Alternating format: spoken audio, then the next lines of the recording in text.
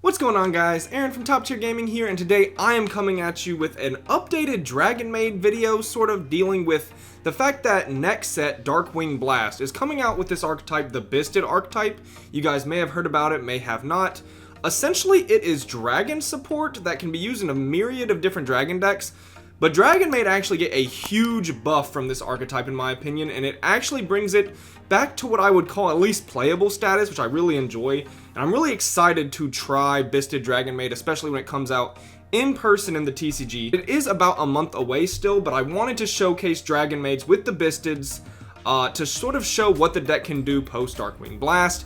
And I'm going to go over this deck profile relatively quickly and sort of give a brief summary of the deck, and then I'm going to show you guys what this deck can do in action with a duel that I have pre-recorded for us. So yeah, without further ado, let's get into this deck profile. Alright, so starting off, of course, we have our 3 chamber, 3 parlor, 1 nurse, and 1 kitchen. So I'm actually going to put the kitchen over here because I like it in that order a little better, putting the 3s next to each other. But yeah, this is a pretty standard Dragonmaid lineup for my lists. Like, you don't need any more than this. I do think that kitchen became more like usable now. It was really hard to justify her before, but because you can open kitchen plus any Byssted monster, kitchen, add chamber, discard chamber, plus any Byssted is like some semblance of combo, right? Because you can at least make spheres, which is really nice because it means you're getting into your engine as quickly as possible, which makes kitchen like a 1.5 card starter more often, which I really enjoy. Otherwise, the ratio is very standard. You want to be maximizing your starter Dragonmaids, which are chamber and parlor. These two are here for just like the grind game and additional Dragonmaid names. And then I am on 1 Lorepart and 1 Ernest as far as the big dragons. I was considering even dropping Ernest entirely. In fact, I was testing without Ernest for a while, but sometimes I just want it back in for more big dragon names. So right now, I'm sort of running the 10 Dragonmaid monsters. Then for spells and traps, I'm running the 2 Hospitality and 1 Changeover. You could play 2 Changeover depending on how popular DD Crow is, but as far as I'm concerned in this list, I think 1 Changeover is fine. It's very hard to make space unless you want to cut some go second cards. But of course 3 Tidying, because this card is still one of the best cards in Dragonmaid's arsenal. It's just one of the best interrupts, and it is good follow-up. Now for the Byssted stuff, which I'll go over a little more in depth in case you don't know what they do.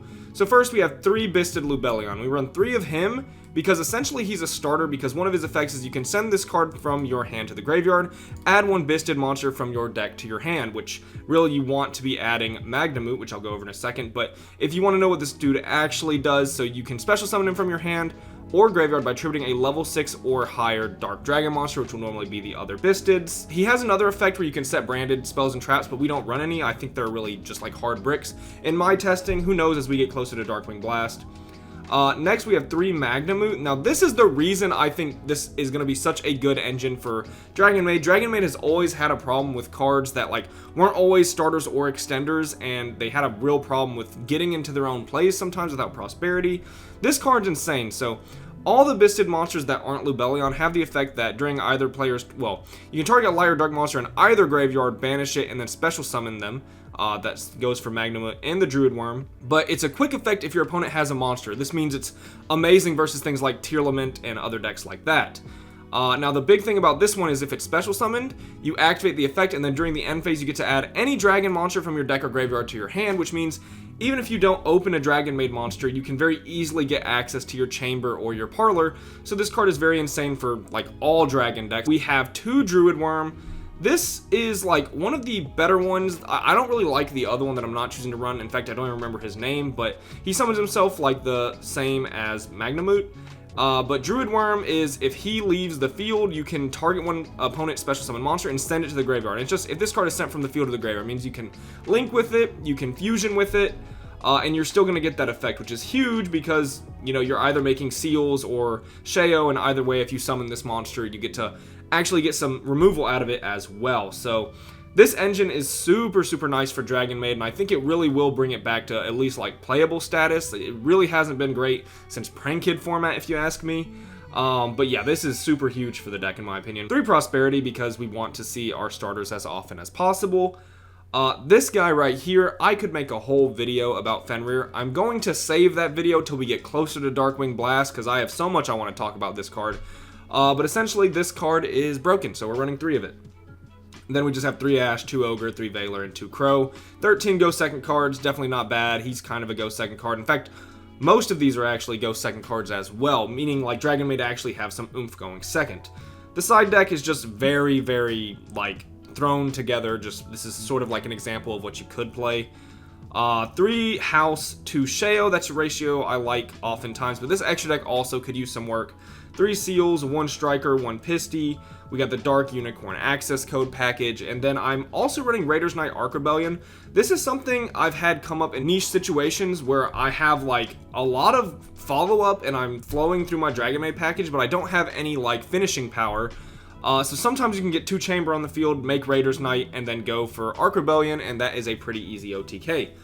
So that is going to be it for this deck profile. However, we are going to get into the game where I showcase what this deck can do. So without further ado, let's get into it. Alright, so for this duel, I think at the time I was at 879 rating. This wasn't like a rated game though, so the rating doesn't matter too much. And then my opponent is Gamer King 292. So we're going to start the game off, in which I do lose the rock, paper, scissors. But as I said, the deck does have a lot more go second cards than normal. And my opponent is actually on, why can't I do this? What was going on? Okay, my opponent is actually on Heroes, which if you have played Dragonmaid for any amount of time, you would know that Dark Law can be a very like huge nightmare matchup for this deck. So we're gonna see how I sort of maneuver around it. Opening hands: Chamber, Crow, Parlor, Ash, Effect Veiler, so 3 hand traps plus a starter. My opponent opens Fusion Destiny, Spirit of Neos, Vion, Mass Change, and Mali. So definitely a good hand from his part. But let's see how my hand traps can interact. Our opponent is going to summon the Vion, activate his effect, to which I do activate Veiler because I don't want him also getting the effect to add Poly. But my opponent has Max Change, and that is going to make this a very difficult game for me. My opponent dumps Shadow Mist, and then he's able to go ahead and add a hero monster from his deck to his hand. It's going to, of course, be the Ferris, and Ferris is going to discard Mali. That's just like full combo. Ferris is going to set the increase, which is going to attribute the Ferris to special summon. I am going to Ash Blossom the increase, though. This is like usually a choke point from stopping them to get to Stratos. Of course, my opponent does hard open Fusion Destiny in this case, so I would have had a better thing to Ash, but I did not know that, so I wanted to hit the increase. In this case, it is going to sting me a little bit. My opponent is going to continue his plays here, make a Cross Crusader.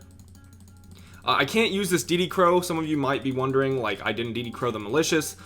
Because DD Crow has to send to Graveyard for cost, I can't use it under Dark Law. My opponent activates the Fusion Destiny, summoning Destroy Phoenix Enforcer, and passes. Now, Dark Law is here. It passes back to my turn. I draw Lopar. However, there's, like, not much I can really do if my opponent plays his hands correctly. But I'm going to assume, like, I'm going to go into this turn, maybe thinking my opponent might misplay here. So my opponent's going to use Dark Law, and he is going to hit the DD Crow, which is fine by me. I'm going to activate the Changeover, which my opponent says is good, fuse those off, make Sheo, go into battle phase, and swing at the Dark Law, because I'm thinking that my Sheo is 3100, because usually you're losing 400 attack from Phoenix Enforcer. However, I make the huge mistake of not realizing my opponent has 2, 4, 5, 6, 7 different hero names, so I'm losing 1400 attack. So yeah, it turns out I was the one who was misplaying there, but that's going to be the first game I do lose, because Dark Law is just really hard for this deck to get over. It stops my DD Crow from hitting the Malicious, which, yeah, I mean, like, even then, my opponent just had a really good hand to play through the hand traps I had. Like, hard open Fusion Destiny is really good, and I didn't have many ways to extend. Didn't have the Byssted engine either, so we're going to go going first, game 2, and I have Judgment, Parlor, Chamber, Changeover, Prosperity, so definitely a solid go first hand. My opponent opens Droplet, Dark Ruler, Miracle Fusion, Ferris, and Mali, so full combo, extender, 2 go second cards. This is an insane hand for a 50 card deck, like sheesh. I'm going to start it off with Prosperity, banishing 6. I'm going to try and find maybe an extender or part of my Byssted package, and we do find Lubellion. I'm going to add Lubellion to hand. And from here, this does mean we're going to end up accessing both engines, so I'm going to be able to normal summon the Parlor, Parlor is going to go send Tidying, and then I'm going to use Tidying, banish to special summon Chamber in my hand. Chamber effect, go add Tidying, which this is going to allow me to get both spheres, and Tidying, which is sort of the end board Dragonmaid wants to achieve, because it's 2 interrupts that lead to a lot of follow-up. I'm going to pitch the Lubellion to add the Magnamute because this is one of the best ones. He's going to ask to read it, and I'm going to activate the effect banishing the Lubellion to special, activate the effect to add an end phase. I'm going to go ahead and activate the changeover, which will allow me to get to Sheo, so I'm opting for the Sheo line instead of going for spheres, which I think is fine. Like, a bounce against heroes isn't often as good as like a hard negate, so I definitely can see that. I'm going to activate the changeover, add back the parlor to add back the changeover, just making sure I have that in hand. Set the tidying, set the judgment. End phase, I'm going to add off of the Magnamute. I'm going to go ahead and add Druid Worm because this is just going to be a DD Crow for a light or dark monster that can end up being sort of removal on my opponent's turn if it gets cleared from the field. So I'm going to pass there, and my opponent draws Super Polymerization, which is horrible for me. Like, honestly, this hand would have lost like to what we have really easy, but because of Super Poly, this is going to be a much harder game. So standby phase, I'm going to activate Sheo, special summon the Chamber effect. Going to go ahead and add Hospitality to make sure we have the follow-up. Then my opponent goes ahead and activates Super Poly, discarding Dark Ruler. And from here, I have a Dark and a Fusion monster, so Dragostapelia is free. Discard Malicious, special summon Ferris, which is just the Nightmare. Yeah, so that is for the rest of the turn. Crusader, I'm pretty sure, is for the whole turn. That might come up, actually, now that I'm thinking at it. So my opponent is going to set the increase. At resolution, I'm going to Druid Worm, get rid of the Malicious to special summon Druid Worm, which also turns Tidying back on. So again, another reason why the Byssted stuff is so good for Dragonmaid. Banish the Mally, increase is going to go ahead, tribute the Ferris, special summon. Then he's going to attempt to special, going to special the Vion. Vion effect, going to go ahead and dump. And from here, I have to sort of play my interrupts, I think, as well as I can, because I just have to make sure I survive till the next turn, and I should be fine. Vion is going to go ahead and add Polymerization.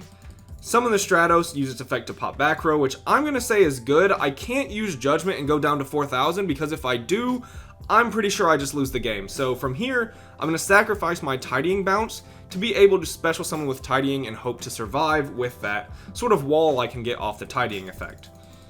My opponent is going to think for a second, decide what to go into. He's going to go ahead and activate Polymerization, make the Sunrise, but he already has the Miracle Fusion in hand, so he won't activate it. And from here, I'm thinking this is pretty good because, like, yeah, I think I can survive against this, which is nice. He's going to go ahead, swing with the Vion, activate Sunrise's effect to pop the Druid Worm. I tell him I'm thinking at the start of battle phase, but I'm just going to let it go through. I'm going to use Druid Worm's effect to send his Dragostapelia, which this is huge, because it means I'm definitely not losing this turn. And I'm just going to go ahead and take the Sunrise damage, because I'd rather save my Tidying for follow-up on my turn. My opponent's going to set the Forbidden Droplet and pass. Draw for turn, draw in additional Parlor, which isn't great, isn't terrible. I'm going to normal summon the Parlor, send the Nurse. I'm going to use Hospitality to special summon the Nurse Dragonmaid. Nurse effect, going to go ahead and special summon the Chamber. And I'm going to use the Chamber effect to add Tidying. So again, we have at least Seal's Tidying on the board already, but we can definitely get a little further than this, because I'm able to go ahead and take the Parlor and the Nurse and make a house, which is huge. Because we already have a Sheo that was successfully summoned in our graveyard, which is pretty disgusting. From here, I'm going to go start a battle phase, activate Chamber, which my opponent says is good, so not realizing like the interaction between House and Sheo and Chamber, not choosing to Droplet, which he definitely should have. I'm going to bounce the Chamber to special summon the Sheo. House effect, target the Sunrise, I believe. Yeah, and then my opponent's going to Droplet to negate that. That's fair enough. I'm going to swing with Sheo, I'm going to swing with House. I'm going to set the Tidying, and from here, we are just in an amazing spot. That's going to be game, and wrap it up for game 2. Going into the all-important game 3, and my opponent presumably is going first. Yes, my opponent is deciding to go first here. So, opening hands, I open Evenly Matched, Imperm, Fenrir, Magnamute, Druid Worm. Definitely, like, a premium Dragonmaid hand. 0 Dragonmaid cards. But because of these two, we have, like, the full Dragonmaid engine, which is, again, the highlight of the Byssted package in this archetype. My opponent opens up Mass Change, Draw Hand, Droplet, Hero Lives, and Plasma. So definitely going to be able to do stuff with this. However, I'm pretty confident in my interrupts here, or at least my go second cards, I should say. My opponent's going to activate Hero Lives, going to go ahead and get the Stratos effect. And I'm pretty sure I let everything go on his board, so I am going to click fast forward just through this hero combo. So going over, sort of summarizing what my thought process here, as you can see the hero player combo off. My thought process is, like, I don't need to use this imperm because I'm going to be able to have, like, a lot of go second cards on my opponent's turn. And I'm going to need imperm, like, if he gets any further than using it. Like, say I used it on the Stratos, right? And he changed Mask Change and made Divine Wind. Well, I'm not getting anything there anyways, so... Okay, I think it actually... Did it pass to my turn? I don't... Yeah, it passed to my turn, so now I'm going to still explain my thought process where I was. Like, I'd rather save imperm for Dark Law on my turn, or something that I know is going to be a problem when it comes back to me. Hero doesn't really put up any negates, so I think it was just better to hold imperm. And then I might not even need to use this if I can resolve evenly matched anyways.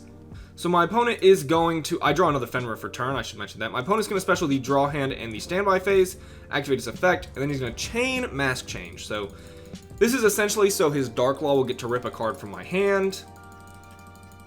He's going to special the Dark Law, and then we're both going to draw a card off the draw hand. I draw Lubellion, which is huge, and then he's going to activate Dark Law, to which I think, because at this point I'm thinking I could imperm this to save my evenly matched, but with this hand I was like pretty confident that, like, yeah, I don't think I need evenly matched that badly. Like, he does have really good back row, but I was thinking, like, evenly matched, if he hits it, but I have so much to actually play through his board that I don't need to imperm this anyways. And, like, it's such a small chance when I have 7 cards in hand, he's going to hit the evenly matched.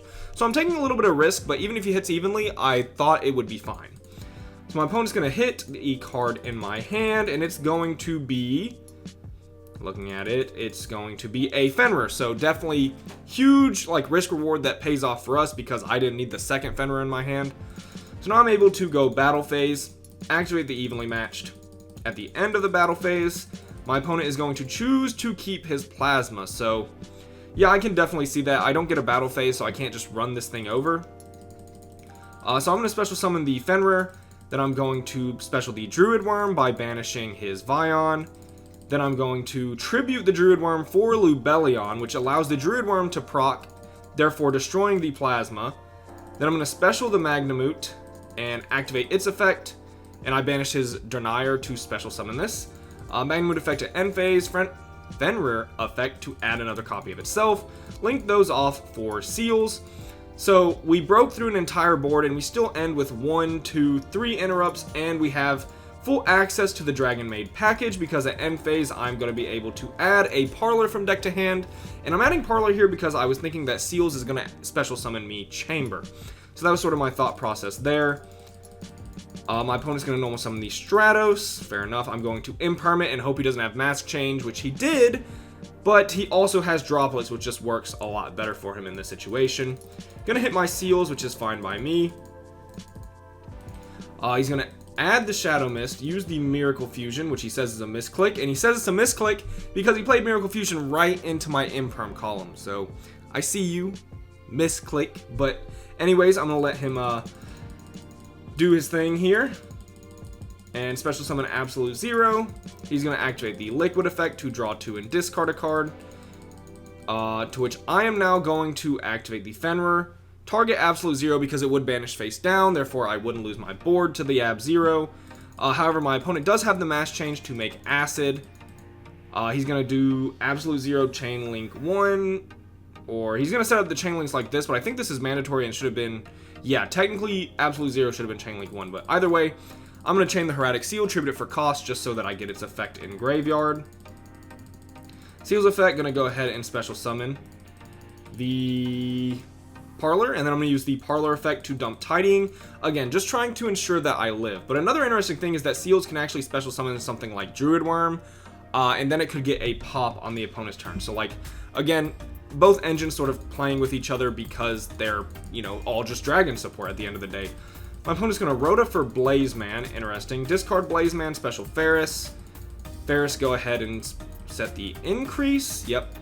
Then he's just going to go battle phase, so I guess no reason for him to activate the increase here. Must be his thought process, because he's just going to go into battle and swing, and he's going to run over my Parlor, and then I'm just going to take the 26. No reason to use the Tidying right now. Go back to my turn. I'm going to special the Fenrir. This card is disgusting. Again, look forward to the video I'm going to make about this guy. Most of you probably already know this card is insane, but for those that don't, this card is going to be staple level. So, yep, continuing on with the turn, normal summon the Parlor. And from here, my opponent has no interrupt, so it's just how I try and find a way to actually finish off my opponent here. Chamber, search changeover, use the Lubellion.